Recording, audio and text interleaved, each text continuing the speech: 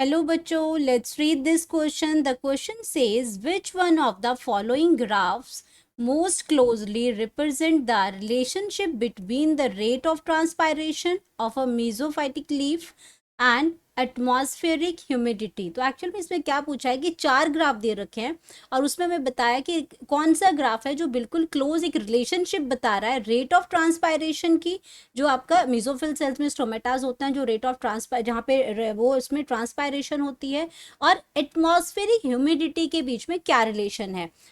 तो हम बात करेंगे पहले अपने की कॉन्सेप्ट की।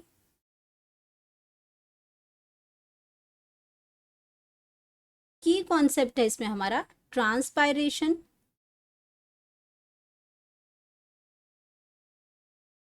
And humidity and humidity.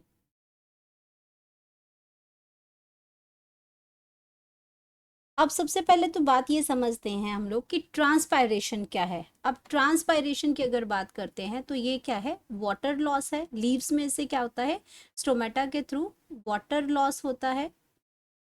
Water loss है in the form of water vapours, form of water vapours की फॉर्म में थ्रू स्टोमेटा,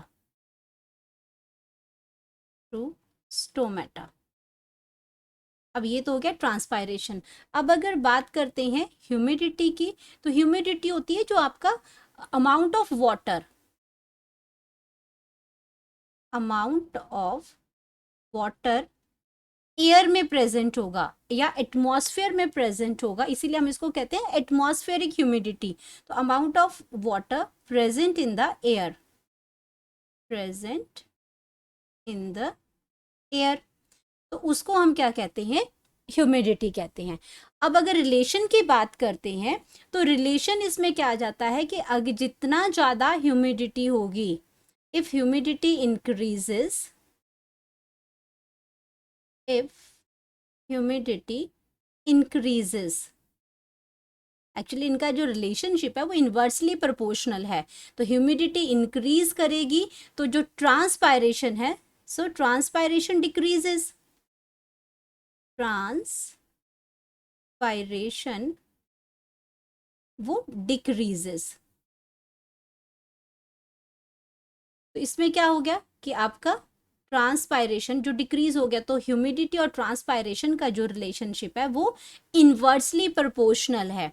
तो ये तो हो गया इनका इनका जो क्या है, ये आपका इंक्रीज हो रही है तो ये आपकी डिक्रीज होगी, वाइस वर्सा है। अगर ट्रांसपायरेशन इसमें अगर ह्यूमिडिटी कम हो जाती है तो ट्रांसपायरेशन का रेट जो है वो बढ़ जाता है। लेकिन ये कैसे बढ़ते हैं, ये लीनियरली बढ़ते हैं। इनको अगर हम देखें इसमें तो ये बढ़ते कैसे हैं, लीनियरली बढ़ते हैं, मतलब सेम अमाउंट में ये बढ़ते हैं। बढ़ना और कम होना इनका वो क्या है, सेम अमाउंट में है। मतलब कि अगर ह्यूमिडिटी जैसे 10% बढ़ रही है तो रेट ऑफ ट्रांसपायरेशन भी 10% ही कम होगा। तो जितना कम और ज़्यादा, मतलब एक सेम अमाउंट में इनका इंक्रीज और डिक्रीज होना है। तो अब हम अगर ग्राफ की बात करते हैं तो इसमें क्या होता है कि जब ह्यूमिडिटी बढ़ जाती है तो वाटर की क्या हो जाती है, वाटर वेपर्स की सैचुरेशन हो जाती है। वाटर वेपर्स की सैचुरेशन हो जाएगी एयर के अंदर, सैचुरेशन होगी एयर के अंदर। अब सैचुरेशन होगी अगर वाटर वेपर्स में तो वो क्या करती है, इवापोरेशन को डिक्रीज कर देती है। इवापोरेशन की जो प्रोसेस है, जो हम ट्रांसपायरेशन की बात कर रहे हैं, वो इवापोरेशन ही है जो स्टोमेटा के थ्रू होती है। तो ये इवापोरेशन आपकी क्या हो जाएगी, डिक्रीज हो जाएगी, डिक्रीज हो जाएगी। यही हमने यहाँ लिखा है कि ह्यूमिडिटी अगर इंक्रीज होती है तो ट्रांसपायरेशन या इवापोरेशन जो है वो डिक्रीज हो जाती है। तो हम अगर ग्राफ की बात करते हैं और अगर एक लीनियरली अगर हम ग्राफ की बात करते हैं कि एक लीनियर अमाउंट में ये दोनों इंक्रीज और डिक्रीज होते हैं, तो उसके लिए जो हमारे पास जो करेक्ट जो इसमें ग्राफ है वो आपका ग्राफ आता है, ये ऑप्शन नंबर जो आपकी बी आती है, ये ग्राफ इसमें बिल्कुल करेक्ट है। बाकी जो आपके जो इसमें वो आपके सही रिलेशनशिप नहीं दिखा रहा है, ये इसमें आपका पैरेलल आ रहा है, इसमें पैराबोलिक फॉर्म में आ रहा है, ये आपका यहाँ से शुरू हो रहा है, यहाँ पे सडनली डिक्रीज हो रहा है। तो ये वाले जो है वो क्लोज रिलेशनशिप नहीं दिखा रहे हैं। क्लोज रिलेशनशिप है हमारा ग्राफ नंबर बी। तो हम इसमें लिख सकते हैं अपनी करेक्ट ऑप्शन